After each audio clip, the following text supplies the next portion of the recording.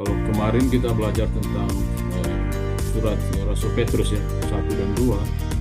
Sekarang kita pindah ke surat Rasul Paulus ke jemaat di Roma gitu.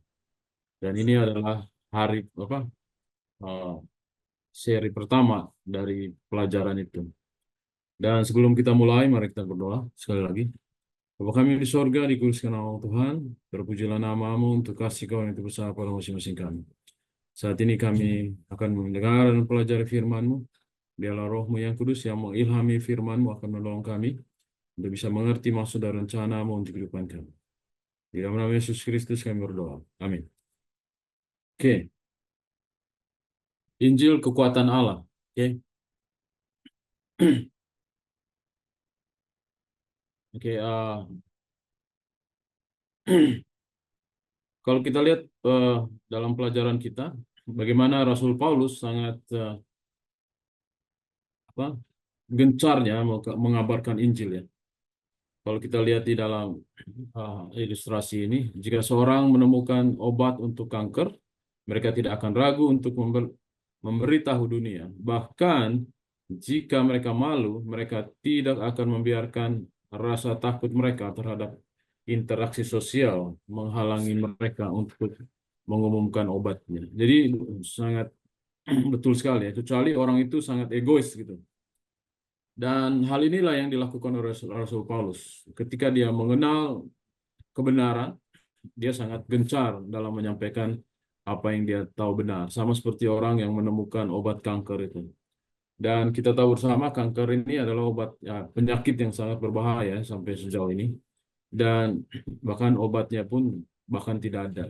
Dan bayangkan saya dan saudara menemukan obat kanker, dan tentunya saudara tidak akan mungkin berdiam diri ya. Tentunya saudara jika mempunyai rasa kemanusiaan tentunya akan menyampaikan. Hal yang sama juga sama dengan Rasul Paulus ketika dia menemukan Yesus yang adalah Injil itu sendiri, dia tidak malu menyampaikannya. Demikian Rasul Paulus, Injil bukanlah sesuatu yang perlu dipermalukan karena itu adalah kekuatan Allah untuk menyelamatkan semua orang. Dan teman-teman bisa baca di dalam Roma ini ya, Roma 1 ayat 16 sampai 20. Sebab aku mempunyai keyakinan yang kokoh dalam Injil, karena Injil adalah kekuatan Allah yang menyelamatkan setiap orang yang percaya. Oke. Pertama-tama orang Yahudi, tetapi juga orang Yunani. Sebab di dalamnya nyata kebenaran Allah yang bertolak dari iman dan memimpin kepada iman. Seperti ada tertulis, orang benar akan hidup oleh iman. Sebab murka Allah nyata dari sorga atas segala kefasikan dan kelaliman manusia yang menindas kebenaran dengan kelaliman.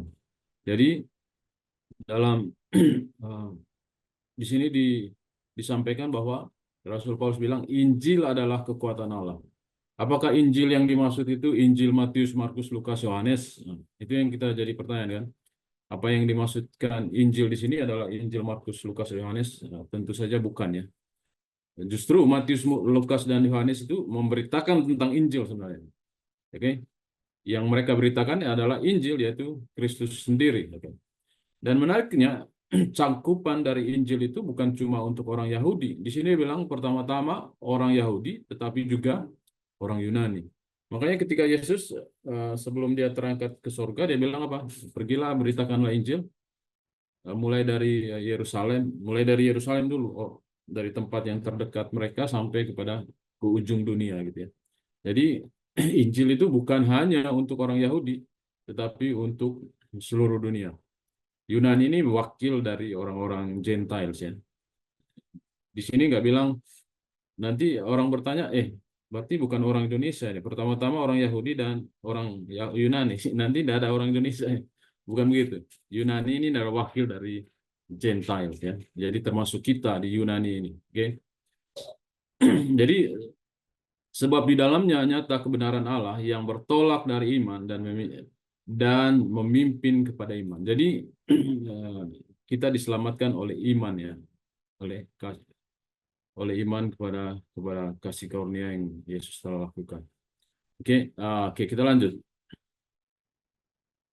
Paulus merasa bahwa Injil menempatkannya dalam hutang yang hanya dapat dilunasinya dengan memberitakan Injil. Oke, kalau kita punya utang, tentunya kalau orang yang bertanggung jawab pasti akan bayar ya. Kalau tidak, kalau orang yang nggak tahu malu pasti akan lari dan kalau ada utang malah ngumpet dia. Tapi Rasul Paulus merasa bahwa ketika dia sudah mendengarkan kabar baik ini atau Injil ini, dia justru berutang gitu. Saya berutang untuk menyampaikan itu kepada orang lain. Mungkin harusnya juga kita demikian ya.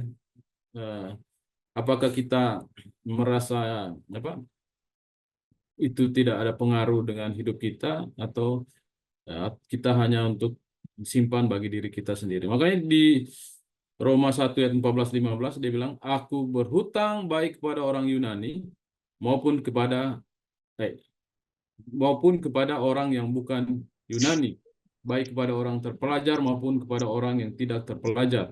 Itulah sebabnya aku ingin memberitakan Injil kepada kamu juga yang diam di Roma. Oke. Jadi Rasul Paulus merasa bahwa sebuah hutang yang harus dibayar, makanya dia harus memberitakan Injil. Ya, pertanyaan bagi saya dan teman-teman adalah, apakah kita merasa bahwa menjadi saksi Kristus itu sebuah utang bagi kita yang harus dibayar gitu ya kan? Sehingga kita mau bersaksi kepada orang. Jadi Injil apakah yang harus diberitakan Paulus gitu? Oke, tadi saya sudah tanyakan di awal, apakah Injil Matius, Markus, Lukas, dan Yohanes? Ya. Karena kita sebut juga itu Injil ya. Ternyata Matius, Markus, Lukas, dan Yohanes itu adalah mereka sedang memberitakan Injil gitu. Yang isi dari Injil apa yang mereka sampaikan justru kabar tentang Injil yaitu Yesus itu sendiri. Paulus meringkas Injil dalam kehidupan dan Paulus meringkas Injil dalam kehidupan, kematian, dan kebangkitan Yesus, anak Allah. Jadi yang dimaksudkan Paulus, Injil itu adalah Yesus itu sendiri, kehidupan, kematian, dan kebangkitan Yesus. Dan kita bisa baca di dalam Roma 1 ayat 1-4 ya. Bagi Paulus, Yesus adalah Injil, dan Injil ini adalah kuasa Allah untuk menyelamatkan. Roma 1 ayat 16 tadi ya. Injil adalah kekuatan Allah yang menyelamatkan. Dan itulah yang judul dari renungan kita tadi. Oke, seperti yang teman-teman lihat, dari Paulus, hamba Kristus Yesus yang dipanggil menjadi rasul dan dikuduskan untuk memberitakan Injil Allah. Injil itu telah dijanjikannya sebelumnya dengan perantaran nabi-nabinya dalam kitab-kitab suci tentang anaknya yang menurut daging diperanakan dari keturunan Daud dan menurut roh kekudusan dinyatakan oleh kebangkitannya dari antara orang mati bahwa ia adalah anak Allah yang berkuasa, Yesus Kristus Tuhan kita. Jadi inilah yang disampaikan oleh Rasul Paulus ya. Bagaimana Yesus yang sudah dinubuatkan di dalam perjanjian lama dan bagaimana dia lahir di dalam daging dan bagaimana dia mati dan bangkit dari antara orang mati gitu. Dan itulah Injil itu. Oke, tentang Yesus itu sendiri. Ketika Paulus menyatakan bahwa Injil adalah kuasa Allah untuk menyelamatkan, ia berasumsi pembaca akan bertanya mengapa. Oke? Jadi pasti tentunya orang bertanya kenapa Injil itu kuasa Allah untuk menyelamatkan. Dan dilanjutkan di dalam tulisannya di dalam Roma 1 ayat 17, sebab di dalamnya nyata kebenaran Allah. Oke? Yang bertolak dari iman dan memimpin kepada iman. Seperti ada tertulis, orang benar akan hidup oleh iman. Oke, jadi apa yang disampaikan oleh Rasul Paulus ini, dia mengutip perjanjian lama ya. Orang benar akan hidup oleh iman gitu. Sebab di sini dibilang sebab di dalamnya nyata kebenaran Allah yang bertolak dari iman. Kenapa bertolak dari iman? Janji kedatangan Yesus ini sudah disampaikan sejak dari zaman Adam sekalipun ya. Ketika di dalam Kejadian 3 ayat 15 ya, bagaimana keturunan dari perempuan itu akan meremukkan tumit merugikan kepala daripada ular itu ya. Dan orang-orang di zaman Perjanjian Lama mempercayai janji nubuatan itu dengan iman gitu. Dan apa yang dijanjikan di dalam Perjanjian Lama itu yang dipercayai, diyakini dengan iman sudah nyata di zaman Rasul Paulus ya ketika Yesus lahir. Oke. Kabar baik tentang kematian dan kebangkitan Yesus menyatakan karakter Allah yang indah. Kabar ini menunjukkan bahwa Ia berkomitmen kepada kita, bahwa Ia lebih suka mati bagi kita di dalam Kristus daripada hidup tanpa kita. Oke, ini yang menarik ya. Sebenarnya Tuhan punya punya pilihan untuk untuk membinasakan aja dunia yang berdosa ini, ya.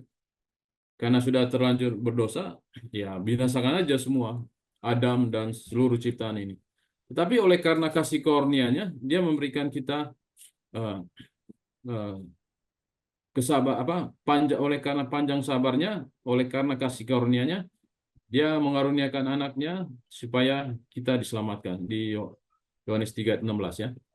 Jadi oleh karena kasihnya di sini dibilang bahwa Ia lebih suka mati bagi kita di dalam Kristus daripada hidup tanpa kita. Oke. Itulah sebabnya Yesus memberikan perumpamaan anak yang hilang ya, domba yang hilang, di mana domba itu rela meninggalkan 99 domba yang lain untuk mencari satu domba yang hilang. Saudara tahu ketika gembala mencari domba yang hilang, dia memberikan dirinya, membawa dirinya dalam bahaya juga. Bisa saja dia diterkam oleh singa atau harimau dalam perjalanannya, ya kan? Dalam mencari domba yang hilang. Dan itulah yang diambil Yesus gitu. Meskipun dia harus mati, dia mengambil resiko itu hanya untuk menyelamatkan kita. Kalau kita kembali ke Perjanjian Lama, dan inilah yang menjadi typologi ya, di mana Musa sendiri bahkan rela namanya dihapus dari buku kehidupan. Yang penting orang Israel diampuni. Teman-teman lihat Keluaran 32 ayat 32, tetapi sekarang kiranya engkau mengampuni dosa mereka itu. Dan jika tidak, hapuskanlah kiranya namaku dari dalam kitab yang telah kau tulis. Teman-teman punya kasih yang seperti ini enggak kepada tetangga, teman kerja, atau teman seharian kita? Sampai segitunya. Tuhan, tolong selamatkan teman saya meskipun saya tidak selamat. Bisa nggak gitu kita berdoa seperti itu? Bayangkan Musa rela namanya tidak dihapuskan dari kitab kehidupan biar orang lain selamat. Jadi yang kita lihat tadi bagaimana Rasul Paulus itu merasa diri berhutang ya dalam menyampaikan Injil gitu. Dan di sini juga dari situ kita belajar bahwa Rasul Paulus itu tidak egois gitu. Dia tahu kabar baik ini dia sampaikan kepada orang lain. Sama seperti Musa ini. Kehidupan yang tidak mementingkan diri sendiri. Begitu juga dengan Yesus. Dia datang ke dunia ini meninggalkan surga dan dia menunjukkan kehidupan yang tidak mementingkan diri sendiri. Dan kalau teman-teman baca di Filipi 2 ayat 5 sampai 8, bahkan dia merendahkan dirinya menjadi hamba ya, dan taat sampai mati. Oke.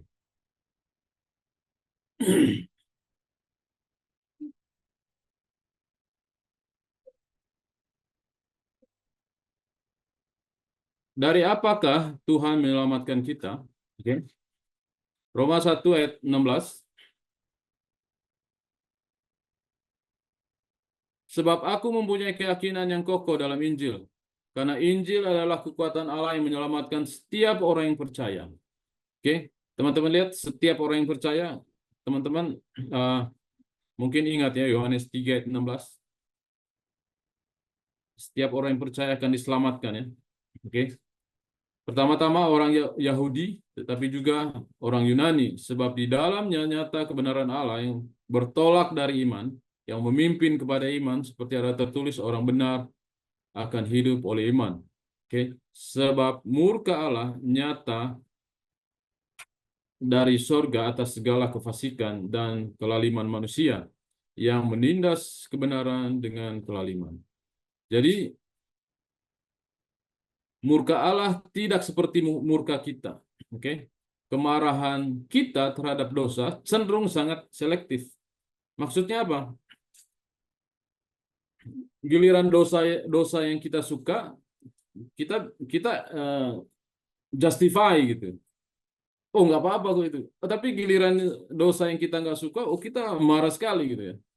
Kita nggak, kita menjudge orang untuk dosa yang kita tidak lakukan, tetapi dosa yang lain yang kita lakukan kita sangat eh, kita tidak peduli dengan itu. Makanya eh, yang kemarahan Tuhan terhadap dosa atau murka Tuhan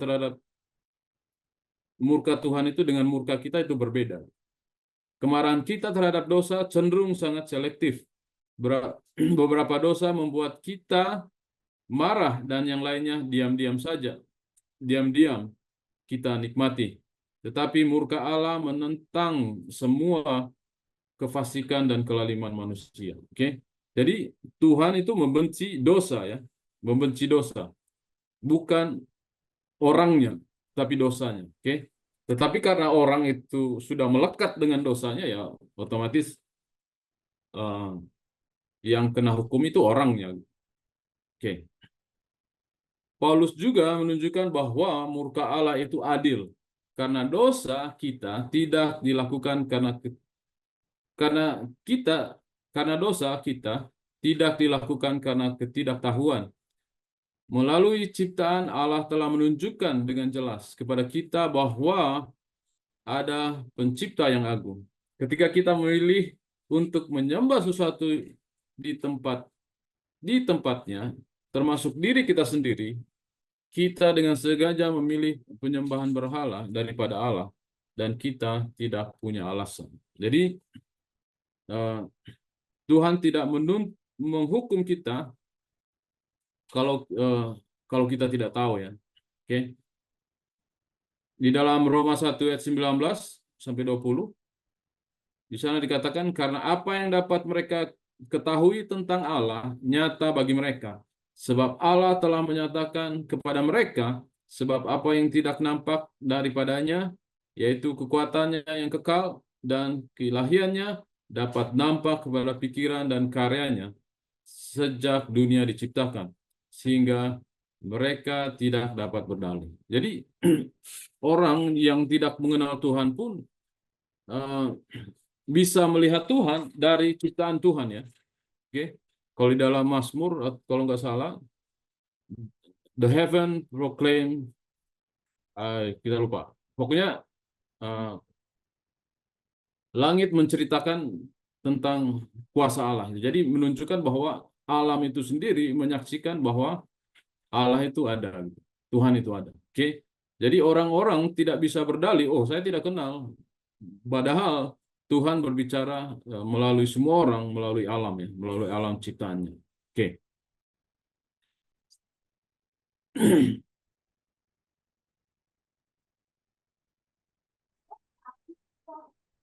Sorry, slide-nya terhak.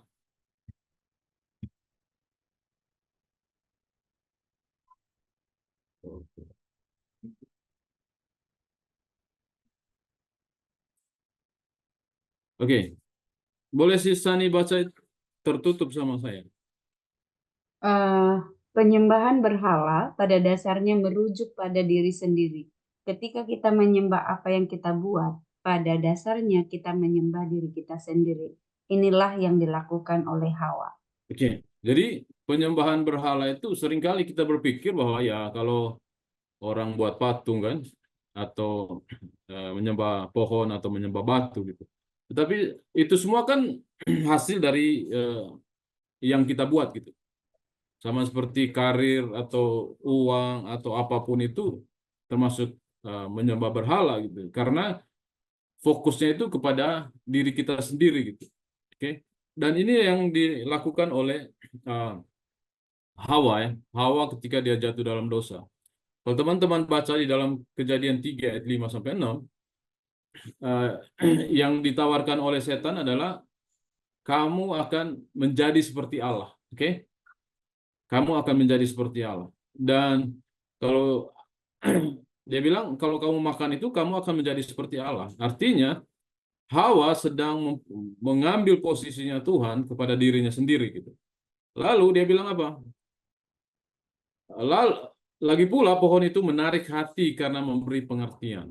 Jadi kembali ke perasaan ya. Seringkali orang eh, menyembah Tuhan karena perasaan gitu, ya kan? Bukan karena takut apa? Bukan karena apa? Takut akan Tuhan, tetapi karena lebih kepada eh, perasaan gitu. Oke? Dan inilah yang dilakukan oleh Hawa ya, di mana dia jatuh kepada penyembahan berhala karena dia ingin menjadi seperti seperti Tuhan. Oke, dan ide itu datang dari setan karena setan awalnya juga ingin menjadi seperti yang maha tinggi ya, kalau saudara-saudara baca di Yeskiel. Oke, di dalam Roma 1 ayat 23, mereka menggantikan kemuliaan Allah yang tidak fana dengan gambaran yang mirip dengan manusia yang fana. Burung-burung, binatang-binatang yang berkaki empat, atau binatang yang menjalar. Oke, jadi seperti yang kita tahu di dalam 10 hukum ya, Tuhan bilang jangan membuat bagimu patung yang menyerupai apapun. Oke, di situ dia bilang ya, di Roma 1 ayat 3 dia bilang mereka menggantikan kemuliaan Allah yang tidak fana dengan gambaran yang mirip dengan manusia yang fana gitu. Dengan burung, binatang-binatang yang berkaki empat, atau binatang yang menjalar. Jadi itulah sebabnya di dalam 10 hukum sangat dilarang ya membuat patung dan sujud menyembah padanya. Oke, ketika kita menyembah diri kita sendiri dengan menyembah hasil karya tangan kita sendiri, kita menolak kasih karunia Allah yang menahan dalam hidup kita. Sebagai tanggapan, Allah menghormati pilihan kita dan dalam tindakan penghakiman menyerahkan kita kepada dosa. Jadi Tuhan kita itu Tuhan yang tidak memaksa ya. Dia kasih pilihan. Oke. Kalau teman-teman baca di dalam perjanjian lama ada kutuk dan ada berkat. Tinggal pilih antara dua itu. Mau pilih kutuk atau berkat. Jadi Tuhan Allah menghormati pilihan kita. Jadi hasil dari pilihan kita itu bukan datangnya dari Tuhan. Itu semua konsekuensi dari apa yang kita sudah pilih gitu. Tuhan sudah ingatkan. Oke. Sama seperti orang Israel ya. Ketika mereka keluar dari Mesir, Tuhan udah banyak sekali kasih peringatan, oke? Dan pada akhirnya juga mereka melanggar. Roma 1 ayat 24, 26, 28 di sana dikatakan, karena itu Allah menyerahkan mereka kepada keinginan hati mereka. Oke? Jadi contohnya mungkin kita bingung dengan kalimat menyerahkan ya. Seakan-akan Tuhan yang menyerahkan. Eh, Kalau kita lihat di dalam kisah perjanjian lama, bagaimana orang-orang Israel itu pernah digigit oleh ular ya. Oke. Karena sebelum mereka digigit ular, mereka dilindungi oleh Tuhan. Oke. Karena mereka memberontak dari Tuhan, pagar perlindungan Tuhan itu diangkat oleh Tuhan dan secara tidak langsung mereka diserahkan kepada ular yang berbisa untuk menggigit mereka. Oke. Eh, Seperti halnya dengan ini, karena itu Allah menyerahkan mereka kepada keinginan hati mereka akan kecemaran, sehingga mereka saling mencemarkan tubuh mereka. Karena itu Allah menyerahkan mereka kepada hawa nafsu yang memalukan. Oke, di ayat berikutnya, Allah menyerahkan mereka kepada pikiran-pikiran terkutuk, sehingga mereka melakukan apa yang tidak pantas. Oke, jadi ketika kita hidup tanpa Tuhan, inilah yang terjadi. Tuhan mengizinkan kita untuk hidup dalam kecemaran, oke? Hidup hidup yang tidak wajar di sini ya, persetubuhan yang tidak wajar gitu. Terus habis itu pikiran-pikiran yang terkutuk. Dan itulah yang terjadi ya. Ketika kita memilih untuk tidak mengikuti jalan Tuhan. Oke, ketika orang terjun dalam kehidupan amoralitas seksual, kekerasan dan perselisihan, mereka mengalami hidup tanpa Allah. Oke, hidup tanpa Allah. Jadi ketika kita hidup tanpa Tuhan, inilah yang terjadi. Dan itulah sebabnya upah dosa itu maut ya, kematian. Kenapa? Karena Tuhan itu sumber hidup gitu. Ketika kita berpisah dari sumber hidup, kita mengalami kematian. Sama seperti lampu ya, kalau sudah terputus dari hubungan dengan PLN, pasti akan mati gitu. Jadi begitu juga dengan kehidupan kerohanian kita. Ketika Tuhan itu sumber kesucian ya. Ketika kita hilang dari hubungan dengan sumber kesucian itu, pasti ada perselisihan, kekerasan dan segala macam dosa yang lain. Oke. Di dalam Roma 1 ayat 29-30, penuh dengan rupa-rupa kelaliman, kejahatan, keserakahan dan kebusukan, penuh dengan dengki, pembunuhan, perselisihan, tipu muslihat dan kefasikan. Mereka adalah pengumpat, pefitnah, pembenci Allah, kurang ajar, congkak, sombong, pandai dalam kejahatan, tidak taat kepada orang tua. Dan itulah hasil dari hidup tanpa Tuhan ya. Hidup tanpa Tuhan. Dan itulah yang terjadi. Oke. Hal ini membawa kita kembali kepada kabar baik tentang kematian dan kebangkitan Yesus. Melalui salib, Allah menyelamatkan kita dengan menyerahkan dirinya di dalam Kristus. Ia menjadi sasaran penghakimannya sendiri dengan mengambil tempat kita di kayu salib supaya kita dapat diselamatkan. Oke, jadi kenapa kalau teman-teman lihat di awal kejatuhan Adam dan Hawa, kejatuhan mereka itu awalnya itu dari ketidaktaatan kepada firman Tuhan. Oke, Tuhan bilang jangan kamu makan pohon pengetahuan baik dan jahat ini. Kalau kamu makan, kamu pasti mati. Oke, ketidaktaatan kepada firman atau hukum Tuhan inilah yang membuat Adam dan keturunannya itu jatuh dalam dosa. Oke.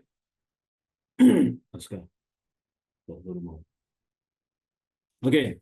Jadi oleh karena itu kalau saudara-saudara baca masih di dalam kitab Roma, nanti mungkin kita akan temui juga. Roma 5 ayat 19. Boleh saudari Sister Sani baca? Hal ini membawa kita kembali kepada kabar baik tentang kematian dan kebangkitan Yesus. Melalui salib, Allah menyelamatkan kita dengan menyerahkan dirinya dalam Kristus. Ia menjadi sasaran penghakimannya sendiri dengan mengambil tempat kita. Roma 5 ayat 19. Sorry. Roma 5 ayat 19. Roma 5, sorry. Roma 5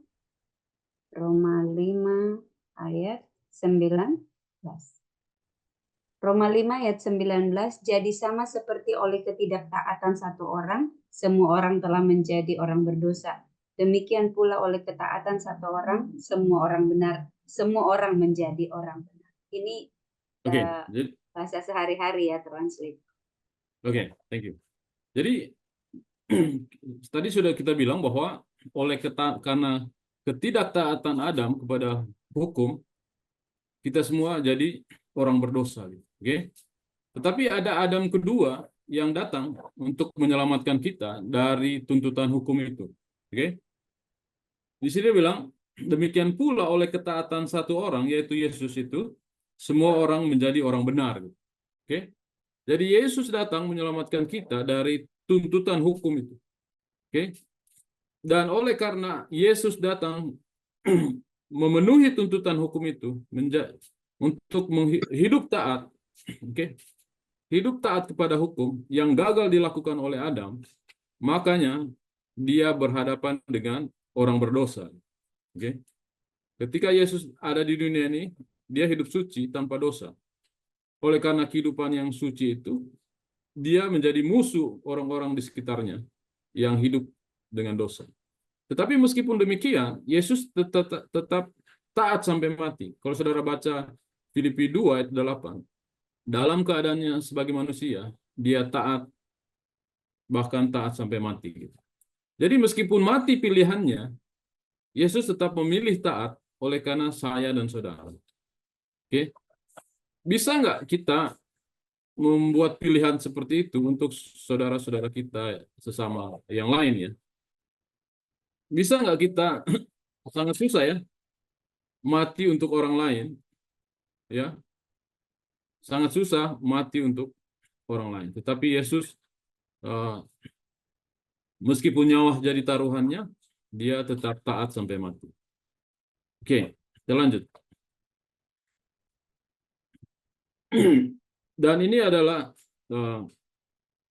permohonan dari orang-orang ya, orang-orang bahkan kita juga, termasuk kita yang hidup, yang dulunya hidup di dalam dosa. Padamu ya Tuhan, aku berlindung. Jangan sekali-sekali aku mendapat malu. Lepaskanlah aku dan luputkanlah aku oleh karena keadilan-Mu. Sendengkanlah telingamu kepadaku dan selamatkanlah. Saudara lihat, ini adalah permohonan dari Mazmur ya. Bahwa meskipun kondisi kita sudah ada di posisi yang terpuruk sekalipun, kita masih bisa memanggil nama Tuhan. Oke? Tuhan masih mendengar permohonan kita. Di Habakuk 2 ayat 4, sesungguhnya orang yang membusungkan dada tidak lurus hatinya, tetapi orang yang benar itu akan hidup oleh percayanya. Inilah yang dikutip oleh Rasul Paulus tadi ya. Orang benar hidup oleh imannya. Oke. Kalau saya dan saudara sombong, ini kan membusungkan dada itu sombong. Merasa diri tidak perlu Tuhan, merasa diri benar. Justru tidak tidak lurus hati kita. Tetapi orang yang benar itu akan hidup oleh percayanya atau oleh iman. Oke. Paulus mengutip Habakuk 2:24 mengingatkan jemaat di Roma bahwa perjalanan yang Allah berikan kepada umatnya dimulai dengan iman. Dalam iman untuk umat Allah menunggu benih yang akan datang. Sekarang Allah telah menepati janjinya dan mengirim benih itu, Yesus Sang Mesias. Jadi orang-orang perjanjian lama menanti kedatangan Mesias dengan iman ya. Dan iman janji itu pun tergenapi. Suaranya kecil nih, nggak bisa saya. Oke. Dan janji itu pun tergenapi ya ketika benih itu, yaitu Yesus itu lahir. Jadi umatnya akan terus hidup oleh iman karena orang benar akan hidup oleh iman. Roma 1 ayat 17. Penantian telah berakhir, Mesias telah datang. Apa yang dimulai dengan iman harus berlanjut dari iman kepada iman. Oke. Jadi meskipun kayak kita sekarang kan tidak pernah melihat Yesus tuh. Ya kan? Tapi kita percaya bahwa dia sudah lahir.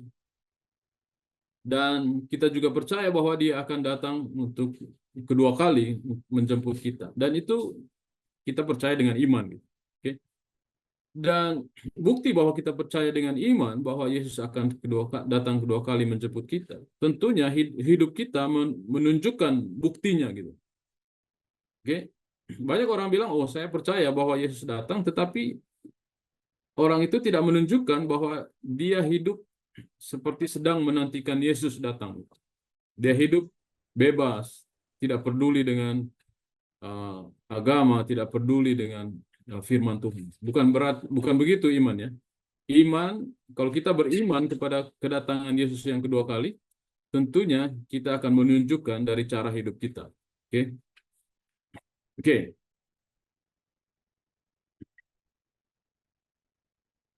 Mungkin ini adalah beberapa pertanyaan yang kita akan diskusikan ya.